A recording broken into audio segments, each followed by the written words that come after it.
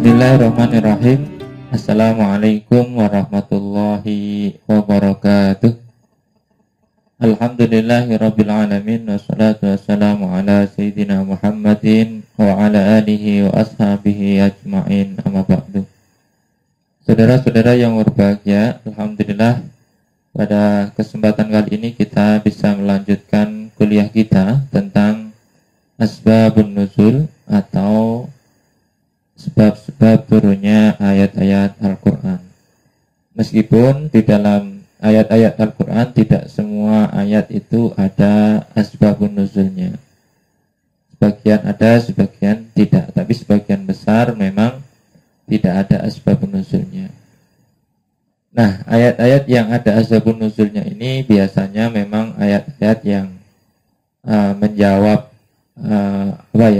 sesuatu dinamika masyarakat yang terjadi di saat itu, ya, di saat kondisi seperti itu. Kita tahu bahwa Al-Quran diturunkan oleh Allah secara ijmalan, secara global, dan kemudian secara terperinci, ya, seperti yang sudah kita bahas pada materi yang sebelumnya. Ada yang global, kemudian ada yang terperinci. Nah, pada saat-saat terperinci ini kemudian ketika ada fenomena, lalu kemudian ayat itu diturunkan. Dan memang itu menyesuaikan, ya. Seandainya ayat turun duluan mungkin tidak menarik, tetapi karena ada fenomena, ada soal, kemudian ada jawaban. Nggak mungkin tahu jawaban keluar dulu sebelum soalnya. Ini betapa uniknya Al-Quran. Kita tahu bahwa Al-Quran secara terperincinya ini tersampaikan atau terwahyukan selama kurang lebih 20 tahunan menurut para ulama. Atau kalau orang kita biasanya suka yang angka-angka cantik, ya, kita bilangnya 22 tahun, 2 bulan, 22 hari, terserahlah, ya. Nanti pada umumnya ulama berpendapat antara 18 tahun sampai 20 tahun. Nah, kemudian siapa sih tokoh-tokoh yang memunculkan ilmu tentang asbabun nuzul ini? Ya, diantaranya memang ada yang awal-awal, yaitu Ali bin Al-Madini, ya, Syekhul Bukhari. Maksudnya apa? Gurunya Imam Bukhari, yaitu Ali bin Al-Madini. Tetapi yang terkenal sebagai pengarang awal atau peletak asbabun nuzul ini adalah karangan Al-Wahidi. Ya. Ini Anda bisa lihat di dalam Al-Itqan fi Ulumul Quran, bahwa Al-Itqan menyatakan bahwa memang yang masyhur adalah Al-Wahidi. Apa kitab namanya? Kitabnya Al-Wahidi nanti namanya Asbabun Nuzul. Nanti juga saya cuplikan dari kitabnya Al-Wahidi. Dan sebagainya, ya, tentu kemudian berkembang, ya. Wa alafa bihi Syekhul Islam Abdul Fadl Ibnu Hajar, ya, kemudian, ya, Ibnu Hajar, ya, kemudian juga punya. Kemudian ada juga yang mengarang kitab lagi, yaitu misalnya Lubabun Nukul fi Asbabin Nuzul, ya, dan sebagainya. Nah, lalu kemudian apa sih nuzulul Quran? Nah, menurut Imam Al-Ja'fari,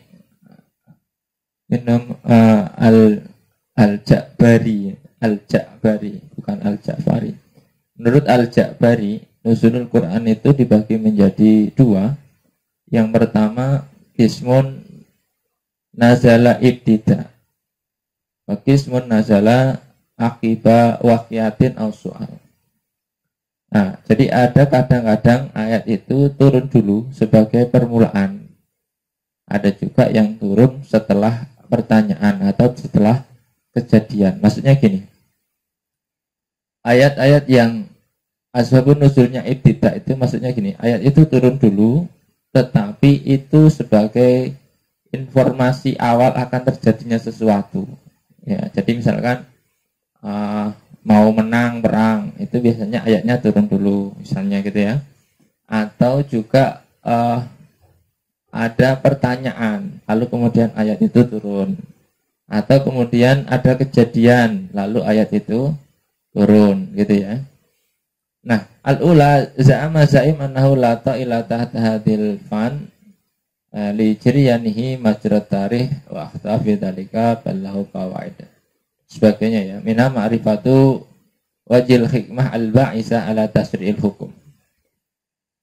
Jadi kemudian dengan ini nanti kita akan mengetahui hikmah di balik pensyariatan. Nah, nanti setiap segala sesuatu yang disyariatkan itu kan mengandung unsur hikmah di baliknya. Nah, kita akan bisa memahami hikmah-hikmah itu ketika kita tahu asbabun nuzulnya ya. Wa minha dan yang lain termasuk dari itu adalah tahsisul hukm bihi indaman yaro anal ibrah bi khususis sabab. Kadang-kadang juga ada semacam tahsis ya. Tahsis itu pengkhususan, tahsisul hukum, pengkhususan hukum ya. Bagi orang-orang yang mungkin mengambil pendapat bahwa al ibrah bi khususis sabab. Misalnya ada sesuatu ayat yang di dalam ayat itu ayatnya mungkin umum, tetapi sebabnya itu dilakukan oleh seseorang yang tertentu ya. Lalu kemudian hukum ini hanya berlaku pada orang itu, tidak berlaku pada yang lain. Makanya taksisul hukum, pengkhususan hukum yang mungkin secara lafaz itu lafaznya umum. Wa minha dan sebagian dari itu adalah analaf qad yakunu aman wa yakumu dalil ala taksisihi. Ini ya maksudnya terjemahan tadi ya. Terkadang ayat itu lafadznya umum, tetapi posisi kegunaannya ini khusus. Ba'idha arafa sabab qasarat tasis ala ma'ada surati dan sebagainya yang macam-macamnya begitu. Qala al-Wahidi, menurut Wahidi la yumkinu ma'rifatu tafsir ayat dunal wukuf ala qissatiha wa bayanun nuzuliha. Menurut al-Wahidi tidak mungkin orang itu mengetahui penafsiran sebuah ayat tanpa berdiam atau tanpa berhenti pada kisah-kisahnya dan asbabun nuzulnya. Jadi kita tidak akan bisa membayangkan tafsiran dari ayat-ayat itu kalau kita tidak mengetahui sebab-sebab yang mendahuluinya gitu dan kisah-kisah yang rentetan gitu. Tidak mungkin bisa dijelaskan secara enak ketika Anda tidak mengetahui sebabnya. Tiba-tiba ada ayat begini, Anda nggak tahu sebabnya kan jadi tidak menarik. Sementara Ibnu Daqiqil Aid menyatakan bayanu sababin nusul tariqun qawiyyun fi fahmi ma'anil Quran. Penjelasan asbabun nusul adalah langkah atau jalan yang paling kuat dalam rangka memahami makna-makna Al-Quran. Ini betapa pentingnya asbabun nusul. Sementara Ibnu Taimiyah mengatakan ma'rifatu sababin nusul, mengetahui asbabun nusul ini menolong untuk memahami ayat. Karena pengetahuan tentang sebab terjadinya itu mewariskan ilmu tentang apa yang terjadi. Maksudnya gitu ya. Akibat itu bisa difahami ketika ada sebabnya gitu loh ya. Makanya perlu juga kita memahami sebab. Nggak mungkin cuma akibat doang, tapi perlu juga Anda memahami sebabnya. Kenapa kok begini? Nah, tahu sebabnya. Dan sebagainya ya. Maka contohnya misalkan waqad askala ala Marwan bin Al-Hakam makna qouli ta'ala, misalkan dulu ada terjadi la tasaban alladziina yafrahuna bima atau dan sebagainya misalkan gitu ya. Lalu kemudian apa? Hatta bayana lahu Ibnu Abbas annal ayat nazalat fi ahli kitab. Inna sa'alahumun nabi sallallahu alaihi wasallam an syai'in fakatamahu iyahu wa akhbaru bi sebagainya. Kadang-kadang ada ayat-ayat yang memang itu tujuannya kepada orang sebelah. Nah, makanya kalau orang tidak mengenal asbabun nuzul, kadang-kadang ayat itu untuk sebelah, tetapi dipakai untuk teman-teman kita sendiri. Nah, ini namanya apa? karena dia nggak memahami asbabun nusul dan sebagainya. Nanti akan anda pahami secara mendasar ya. Contohnya misalnya juga melihat itu. Lalu dari mana kita bisa mendapatkan asbabun nusul itu? Maksudnya dari mana kita bisa mendapatkan informasi tentang asbabun nusul? Tentu ya nanti asbabun nusul itu bisa didapatkan informasinya tentu dari para sahabat Nabi ya, karena sahabat Nabi inilah yang mengetahui betul sejarah turunnya ayat-ayat Al-Quran ya, misalkan begitu. Nah, di dalam kitab Al-Burhan fi Ulumil Quran ya jelas ya mungkin sama juga tadi disampaikan. Jadi yang penemu utama adalah penulis pertama yaitu Ali bin Al-Madini ya, Al-Madini. Kemudian tapi yang ma'ruf yang terkenal adalah yang umum, yang ini adalah Al-Wahidi dan sebagainya. Jadi ini hampir sama ya dengan pandangan di dalam Al-Itqan tadi. Kemudian apa sih tujuannya? Li'anna tukhulu sabab qat'i wa naqala ba'dum al-ittifaq ala anna litaqaddumi sabab ala wurudil umum asaran walal tifat ila mana qala ambat dan sebagainya. Jadi jelas ya mahallu soal wa dzalika la yajuzu fi haqqi syari' li alla yaltabisa ala sa'id dan sebagainya. Kemudian kalau Anda lihat nanti di kitabnya Al-Wahidi ya, dalam kitabnya Al-Wahidi yang diberi nama Asbabun Nuzul, kemudian Al-Wahidi itu merinci ya setiap surat dalam Al-Quran yang ada asbabun nuzulnya, dari surat Al-Fatihah hingga surat Mu'awwidzatain ya. Nanti diperinci yang ada asbabun nuzulnya akan disampaikan. Contohnya misalnya apa?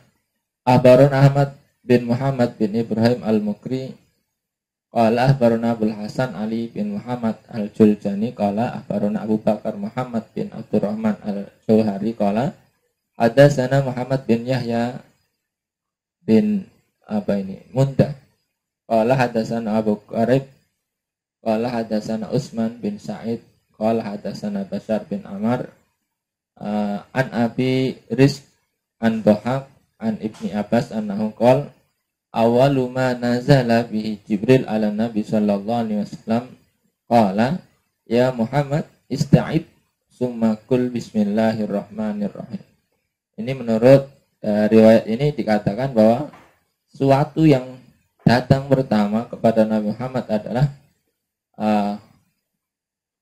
malaikat Jibril berkata, ya Muhammad, wahai Muhammad ista'id, bersiaplah, summa kul, lalu ucapkan Bismillahirrahmanirrahim ya, lalu ucapkanlah Bismillahirrahmanirrahim.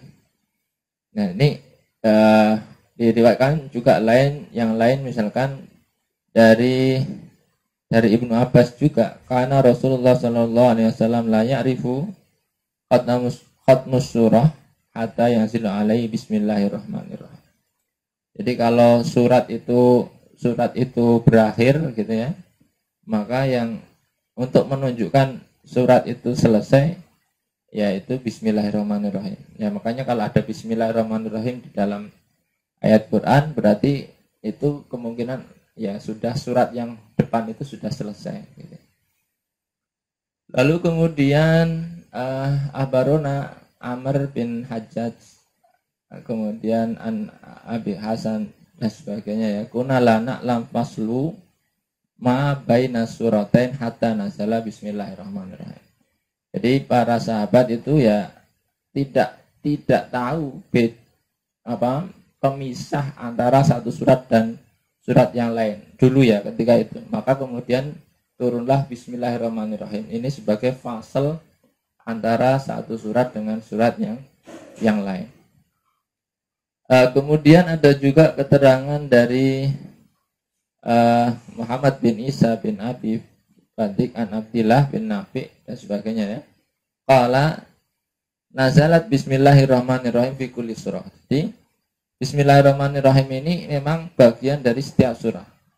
Ini makanya kalau ada orang nggak mau baca bismillah ya berarti ya mungkin tidak sepakat dengan riwayat ini. Tetapi ini jelas ya para sahabat saja menyampaikan bahwa nazalat bismillahirrahmanirrahim fi kulli surah. Setiap surat Al-Quran itu ada bismillahirrahmanirrahimnya. Nah, ini pentingnya kita memahami asbabun nuzul. Lalu coba kita memahami, melihat ya contoh, misalkan surat Al-Fatihah. Surat Al-Fatihah ini bagaimana posisinya? Ihtalafu fiha fa indal aksariin ya makiyah min awaili ma nazala minal Qur'an.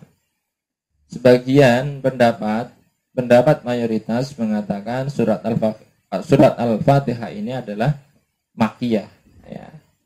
Termasuk awal-awal surat yang turun dari Al-Qur'an. Nah, nanti bisa Anda lihat diriwayatkan dari siapa itu? Dari Hadatsana Israel an Abi Ishaq an Abi Maisurah ya. Anna Rasulullah sallallahu alaihi wasallam kana idza baraza sami'a munadiyan yunadihi ya Muhammad wa idza sami'a saut intalik hariban faqala lahu Waraqah bin Nawfal idza sami tanida fa asbata bas idza sami tanida fasbut hatta tasma' ma yaqulu laka. Qala falamma baraza sami'an nida ya Muhammad. Faqala labbaik. Qala qul asyhadu an la ilaha illallah wa asyhadu anna Muhammadan Rasulullah. Summa qala qul alhamdulillahi rabbil alamin arrahmanir rahim maliki yaumiddin hatta faragha min fatihatil kitab. Wa hadza qaulu Ali bin Abi Thalib. Ini contoh asbabun nuzulnya seperti itu. Ini contoh di dalam asbabun nuzul surat Al-Fatihah. Misalnya di dalam ayat wa yas'alunaka 'anil qarnain ya, misalnya ya. Maka menurut Qatadah sesungguhnya umat Yahudi di sekitar Madinah waktu itu bertanya kepada Nabi tentang Dzulqarnain. Siapa sih Dzulqarnain gitu ya? Masih ya biasa pertanyaan-pertanyaan yang menguji lah kira-kira begitu. Termasuk makanya di dalam ayat qul law kanal bahru midatan likalimati rabbi dan sebagainya al-ayah qala Ibnu Abbas qalat al-yahud lama qala lahum Nabi sallallahu alaihi wasallam ma utitum minal ilmi illa qalila. Ya misalkan gitu ya. Kaifa waqad utina Taurah man utiya Taurah faqad utiya khairan katsira. Ini misalnya gini. Jadi memang ya biasa ya meremehkan lah gitu ya. Kami itu cuma dikasih ilmu sedikit doang gitu ya, banyakkan kami lah kira-kira begitu. Karena alasannya karena kami itu telah diberikan Taurat dan barang siapa yang diberi Taurat maka telah diberikan kebaikan yang banyak gitu. Lalu kemudian turunlah ayat qul law kanal bahru midatan likalimati rabbi lanabital bahru qabla an tanfada kalimatu rabbi walau ji'na bimislihi madada. Misalkan itu ya contoh. Ini adalah sebab turunnya ayat ini ya, makanya itu respon atas pertanyaan-pertanyaan atau respon atas bullying atau biasalah ya gaya-gayaan gitu ya. Lalu direspon bahwa ya seandainya ditulis ya tentu nggak bakal habis lah. Qul law kana al-bahru midatan li kalimati rabbi lanafital bahru qabla an tanfada kalimatu rabbi walau ji'na bimislihi madada.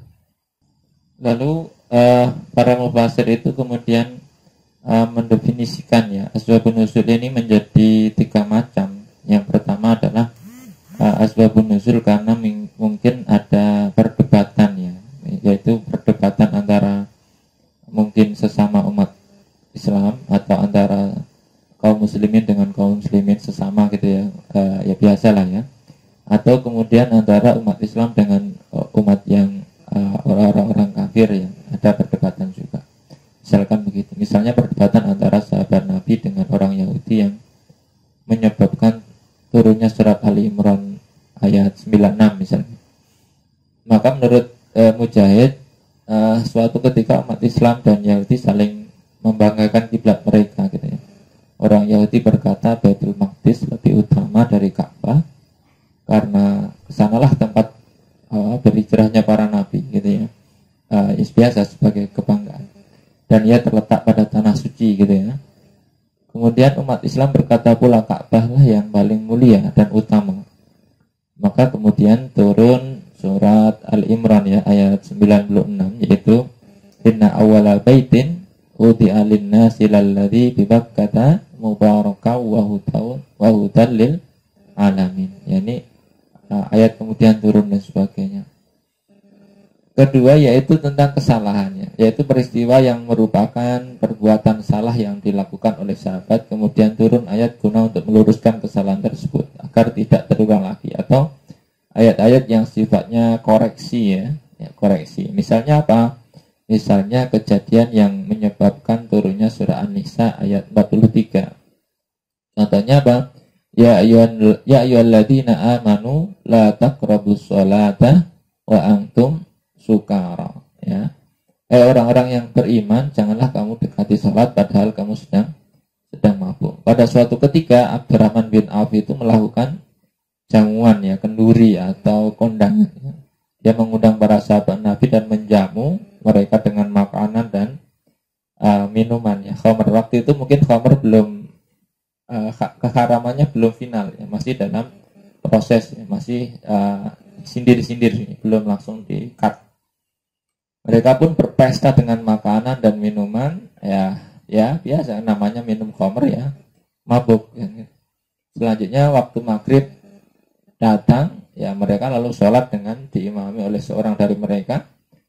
Nah, sang imam ini dalam sholatnya membaca surah dengan bacaan yang salah ya, membaca yang salahnya. Nah, kemudian apa? Sehingga merubah maknanya. Perubahan peristiwa ini kemudian kan disampaikan kepada Rasul. Nah, jadi resikonya apa? Maka orang sholat itu harus sadar ya, harus sadar. Kalau nggak sadar bahaya, karena seperti saya sampaikan bahwa perbedaan harokat itu bisa merubah makna dalam Al-Quran. Nah, kemudian panjang pendek itu juga bisa merubah makna ya. Misalkan lamastum menjadi lamastum, nah, nanti kan beda anunya ya. Misalkan contoh la'abudu dengan la'abudu ya, contohnya di dalam surat Al-Kafirun ya. Anda bisa bayangkan misalnya la'abudu, saya tidak menyembah. Tapi kalau la'abudu, saya akan menyembah. Ini betapa riskannya kalau orang tidak sadar. Maka memang Anda harus membaca Quran itu sesuai ya, sesuai. Jangan kemudian Anda kurangi ya. Kenapa? Kalau la'abudu, saya pasti akan menyembah gitu ya. Tapi kalau la'abudu, saya tidak akan menyembah. Ini kan berbalik ya, 180 derajat, maka berbahaya seperti ini. Nah, lalu kemudian ya turunlah ayat tentang ya ayyuhalladzina amanu la taqrabus sholata wa antum sukara. Pokoknya kalau antum sholat jangan kondisinya sedang tidak fit, nanti bacaannya salah, apalagi sedang mabok, ini ya nggak boleh. Ini dulu sebelum keharaman khamr final, karena nanti akan Anda bisa cek bahwa proses-proses pengharaman itu tidak dalam sekali waktu, tetapi ada tahapan-tahapannya. Kemudian yang ketiga adalah harapan dan keinginan ya, seperti contoh misalnya sebab turunnya ayat qad nara taqalluba wajhika bis samaa'i falanwalliyannaka qiblatan tardoha wa walli wajhaka satral masjidil haram wa haitsu ma kuntum fawallu wujuhakum satrah. Jadi ini harapan. Harapan apa? Harapan ketika Nabi Muhammad SAW berharap semoga Islam itu diberikan kiblat sendiri gitu ya, tidak mengikut kiblatnya orang Yahudi. Karena awal-awal itu memang sholatnya menghadap ke Baitul Maqdis ya. Nah, tetapi ya Rasul selalu berharap semoga kiblatnya segera dirubah ke Mekah lah kira-kira. Lalu kemudian ya diizinkanlah waktu itu izin untuk berubah ke Mekah. Kemudian Al-Bara mengatakan setelah sampai di kota Madinah, Rasul itu sholat menghadap Baitul Maqdis selama 16 bulan. Anda bisa bayangkan ya. Dulu itu sholat itu menghadap ke Baitul Maqdis. Kalau posisinya di Madinah, maka sholatnya itu kalau menghadap Baitul Maqdis itu menghadap ke utara. Ya, kira ke utara lah pokoknya gitu ya. Sementara kalau menghadap Ka'bah itu menghadapnya ke selatan. Ya, jadi memang terbalik ya, maksudnya 180 derajat. Lalu kemudian ya setiap kali sholat itu Nabi selalu menengadah, selalu berdoa supaya ya Allah kapan ini ada wahyu tentang menghadap Ka'bah gitu ya. Lalu turunlah ayat itu, dan setelah turun ayat itu Anda nanti akan bisa melihat sejarah perpindahan kiblat ya, atau disebut kalau di sini disebut monumennya adalah Masjid Kiblaten ya, masjid yang dipakai Rasul sholat dengan 2 kiblat, yang 2 rakaat menghadap Baitul Maqdis, lalu turun ayat, lalu kemudian langsung berbalik arah mengarah ke Ka'bah. Itulah nanti Anda bisa lihat, ini contoh betapa Asbabun Nuzul itu nanti akan bisa Anda bisa membantu Anda untuk memahami peristiwa yang menyebabkan turunnya suatu ayat. Oleh sebab itu Asbabun Nuzul termasuk ilmu riwayah ya, bukan dirayah. Ya, ada yang sahih, ada pula yang tidak sahih. Yang boleh dijadikan pedoman dalam menentukan Asbabun Nuzul adalah perkataan para sahabat yang langsung menyaksikan peristiwa. Jadi kalau yang lain ya tidak boleh cocok logi atau tidak boleh ngarang-ngarang. Nggak boleh juga seperti orang sekarang ngarang-ngarang Asbabun Nuzulnya. Yang berhak menyampaikan tentang Asbabun Nuzul tentu adalah saksi mata yang tahu, yang mengikuti proses turunnya ayat tersebut dan kondisi sekitar pada saat itu. Itu adalah ilmu yang nanti membantu orang-orang yang mempelajari Al-Quran supaya bisa memaknai Al-Quran, bisa memahami ayat-ayat Al-Quran secara maksimal dan mungkin secara komprehensif dan sebagainya. Demikian. Terima kasih. Wallahu minkum billahi taufiq wal hidayah. Wassalamualaikum warahmatullahi wabarakatuh.